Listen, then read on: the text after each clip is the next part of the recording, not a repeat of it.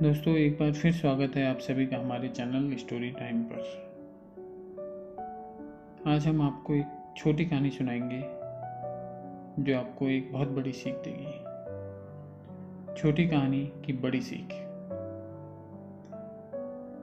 एक राजा के राज्य में बहुत बड़ा सेठ रहता था।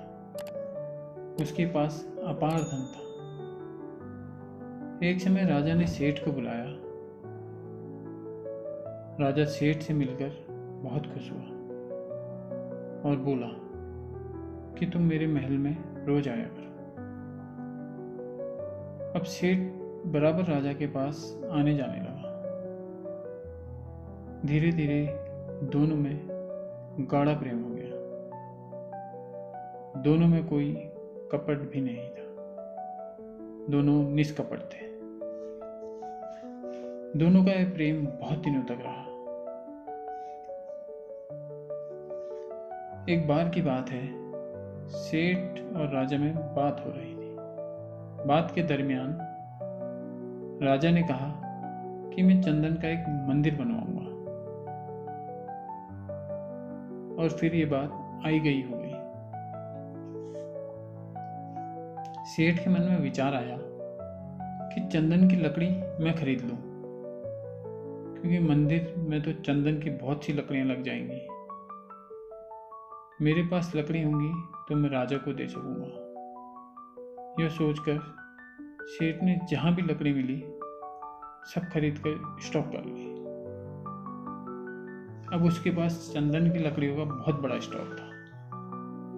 इसमें उसके बहुत पैसे भी फंसे हुए थे। इधर राजा ने कभी मंदिर की बात नहीं की। अब सेठ को गहरा सदमा लगा। वो सोचने लगा, मेरा तो बहुत पैसा फंस गया है और राजा मंदिर नहीं बनवा रहा है। इस बात को लेकर उसके मन में खटास पैदा हो गई। मन में जैसे जैसे भाव उपजते हैं, व्यक्ति का बोल और व्यवहार भी वैसा ही बन जाता है। इस कारण राजा को सेठ का भाव समझते देर नहीं लगी। अब दोनों एक दूसरे के दुश्मन बन गए। लेकिन अचानक विचारों में ही पैदा हुए दुश्मनी के विचार राजा समझ नहीं पा रहा था कि इस दुश्मनी की जड़ क्या है। राजा पहले जब उसकी बुद्धि काम नहीं कर रही थी तो वो किसी जानकार महात्मा के पास चला जाता था। ऐसे ही राजा एक महात्मा के पास चला गया। राजा ने सेठ की सारी बात महात्मा को बताई और पूछा कि हम दोनों में यह दरार कैसे पड़ गई, ऐसा क्या हुआ। महात्मा दिव्य दृष्टि वाले थे, इसलिए उन्होंने दुश्मनी का राज जानने की कोशिश की, परंतु वे विशेष बातों में न उलझाकर राजा से सीधा उपाय करने के लिए कहते हैं। उन्होंने राजा से कहा, राजन, तुम एक चंदन का मंदिर बनाओ। लोग तुम्हें बहुत दिनों तक याद रखेंगे। ऐसा भव्य मंदिर बनवाओ कि लोग देखते ही रह जाएं।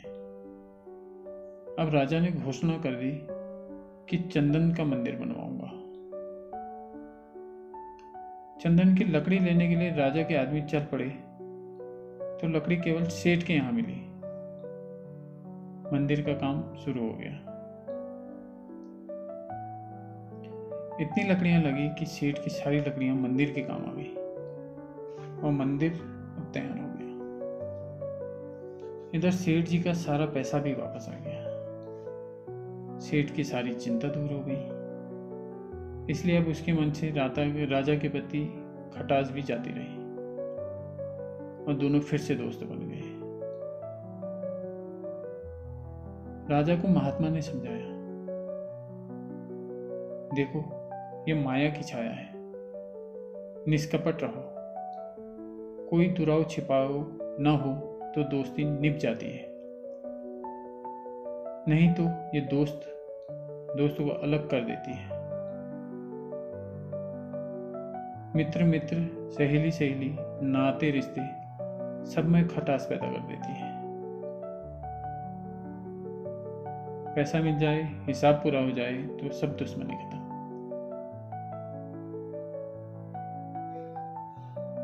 स्वामी जी ने कहा, देखो इस पैसे की वजह से दोनों के बीच कितनी बड़ी दरार पड़ गई। मंदिर तो केवल कर्ज अदा करने का आधार था।